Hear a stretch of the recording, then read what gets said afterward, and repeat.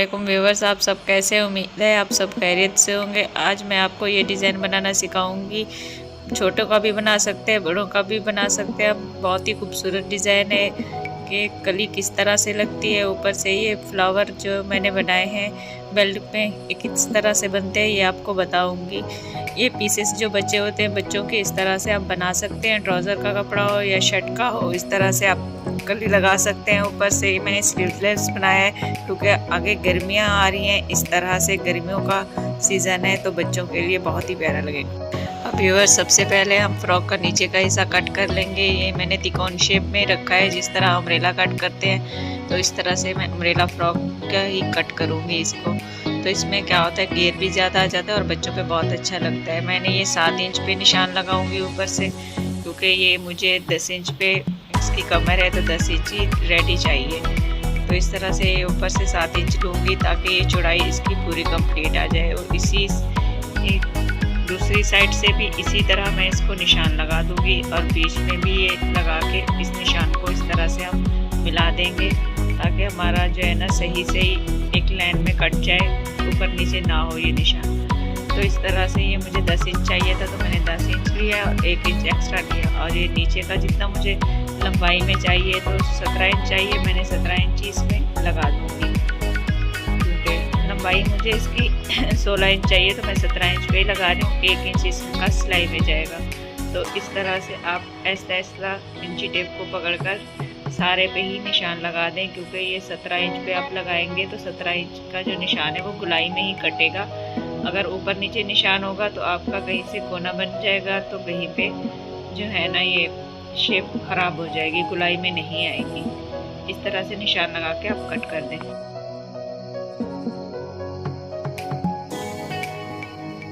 के व्यूअर्स, मैंने ये अम्ब्रेला फ्रॉक कट कर दिया है। सेंटर में से मैंने दोनों आगे का और पीछे का भी पीस को कट कर दिया था। बीच में ये कली का मैंने लिया है, 7 इंच की इसकी चौड़ाई है। लंबाई हम उतनी लेंगे जितनी हमारी जो है ना ये फ्रॉक के नीचे वाले हिस्से की थी। तो इसको सेंटर में किस तरह से लगाते हैं ये अभी मैं आपको बताती हूँ कि किस तरह से इसको। सबसे पहले हम इसको सिलाई लगा के ये जॉइंट कर देंगे इस तरह से दोनों तरफ से। ये इस तरह से जॉइंट हो जाएगा तो फिर आप जो है ना आसानी से इसमें प्लेट डाल सकते हैं। इस तरह से आप इसको स्टिच कर दें।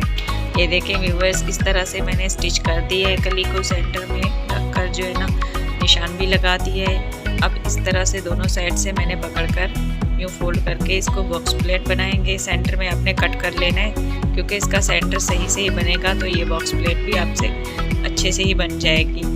वरना अगर इसका निशान सही नहीं होगा, सेंटर में एक बड़ी होगी और एक छोटी होगी। इस तरह से आपने यूँ पिन अप कर लें या फिर चौक का निशान लगा दें, जिस तरह से आपको आसानी हो। इस तरह से आप 3 इंच तक इसकी स्टिच कर दें ताकि ये हमारी बॉक्स प्लेट जो है ना बैठ जाए स्टिचिंग में।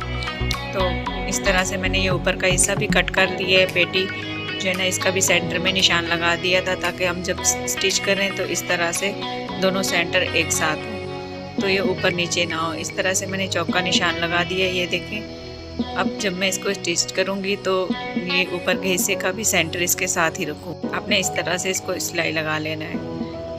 मैंने ऊपर का हिस्सा अपने हिसाब से काटा है। आप जिस तरह से आपका नाप हो उस तरह से काट सकते हैं, क्योंकि ये जितना बच्ची के नाप का था मैंने उस तरह से ये काटा है। और इस तरह से आप स्टिच करेंगे।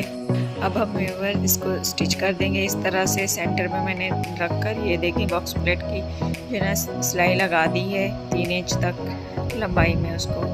अब ये ऊपर का हिस्सा मैं पेटी रखूँगी जो है ना, ये देखिए कट लगा दिए मैंने इसको ताकि ये ऊपर नीचे कपड़ा ना हो। इस तरफ से ज़्यादा बढ़ जाएगा वरना उस तरफ से कम बढ़ेगा, वरना हमारा सेंटर में नहीं आएगा। इस तरह से आप रखकर सेंटर में स्टिच कर दें इसको।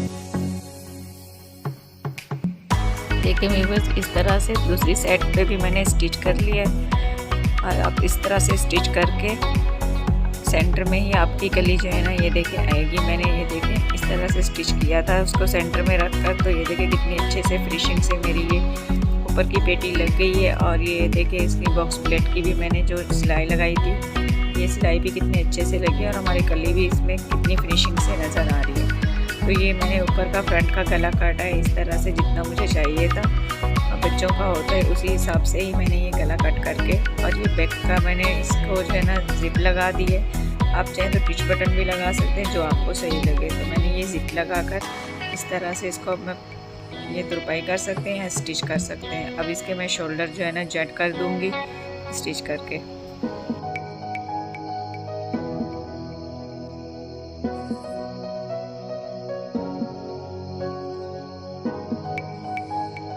के व्यूअर्स, मैंने शोल्डर जॉइंट कर ली हैं। अब मैंने ये तिरछी पट्टी काटी है, इस तरह से दोनों साइड से मैंने फोल्ड करके 1 इंच की काटी थी मैंने, दोनों साइड से मैंने इसको फोल्ड कर दी है प्रेस करके, जैसे पाइपिंग बनाते हैं उस तरह से। अब इसको मैं ऐसे सेंटर में रख कर इस तरह से फोल्ड करके जो है ना इसको स्टिच कर दूँगी। ये 1 इंच की है तकरीबन, क्योंकि दोनों साइड से जब हम पाइपिंग बनाएंगे तो ये आधे इंच की आकर बचेगी।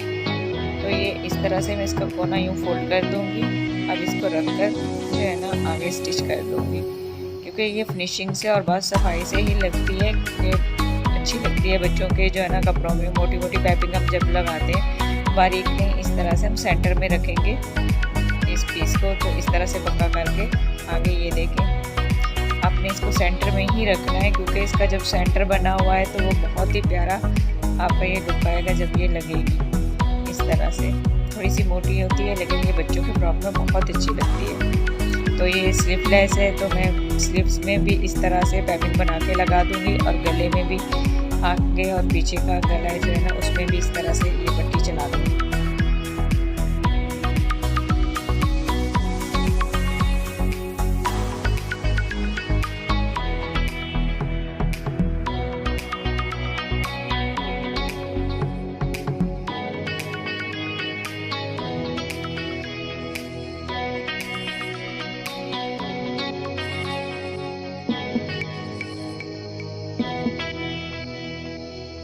व्यूअर्स, ये मैंने बेल्ट की जो पट्टी है उसको तैयार करना है। ये देखें, इसको मैंने 3.5 इंच इसकी चौड़ाई रखी है। लंबाई आप अपने हिसाब से रख सकते हैं, जितनी आपको चुन देनी है उस तरह से।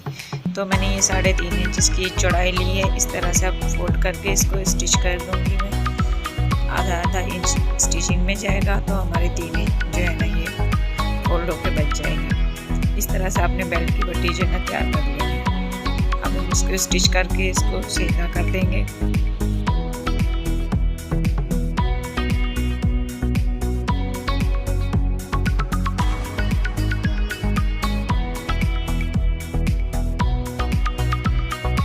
अब व्यूअर्स, मैंने बेल्ट की पट्टी जो है ना तैयार कर ली है। इस तरह से इसको प्लेट भी दे दी है, तो बॉक्स प्लेट की तरह ही इसको देने हैं। इस तरह से ये बॉक्स प्लेट बनती है, ये भी मैं आपको इसमें बता दूंगी। मैंने तो लगा दी है उसमें बेल्ट, तो आपको तरीका बताऊंगी कि ये इस तरह से आपने प्लेट डालनी है। तो एक प्लेट हम लेंगे 1 इंच की, एक का इस तरफ से रुख होगा, जो दूसरी हम डालेंगे उसका इस तरफ से रुख होगा, ताकि ये दोनों का अलग अलग रुख होगा। तो ये हम जब इसके ऊपर मोती लगाएंगे तो वो फ्लावर सा बन जाएगा। एक इस तरफ से देनी है और एक इस तरफ से देनी है, क्योंकि सेम नहीं देनी, आपने एक तरफ रुख नहीं करना है बॉक्स प्लेट का। तो आपकी जो ना दोनों तरफ रुख होगा तो वो बहुत ही प्यारा सा फ्लावर बनेगा। इस तरह से सेम जैसे ये मैंने दिखाई है इसका तरीका। ये देखिए, सेम वही चीज़ बनी हुई है जैसे मैंने बेल्ट में लगाई हुई है फ्रॉक में। अब हम फिटिंग कर देंगे इसको।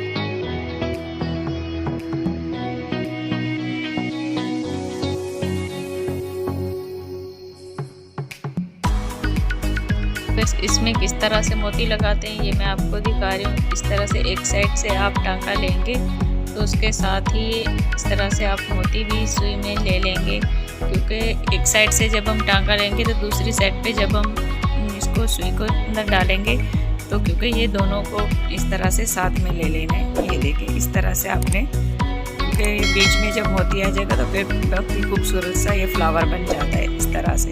तो एक साइड से आप जब शुरू करेंगे तो उसमें सेंटर में आप मोती रख लेंगे। तो ये जो है ना, जहाँ से हमारी बॉक्स प्लेट थी तो उस ये जो ऊपर वाला हिस्सा है उसी तरह से दोनों को टाँके में मिला लेना है। इस तरह से ये लगाने का तरीका है ताकि आपका ये फ्लावर बन जाए। बहुत ही खूबसूरत। ये देखें, मैंने इस तरह से आपको जो लगाने का तरीका, आप इस तरह से लगाएंगे तो अच्छे से ही आपका बेल्ट जो है ना तैयार हो जाएगा। अगर आपको मेरी वीडियो अच्छी लगी है तो सब्सक्राइब कीजिए, लाइक कीजिए और शेयर भी कीजिए। अगर कोई समझ में नहीं आया तो कमेंट्स में आप मुझसे पूछ सकते हैं।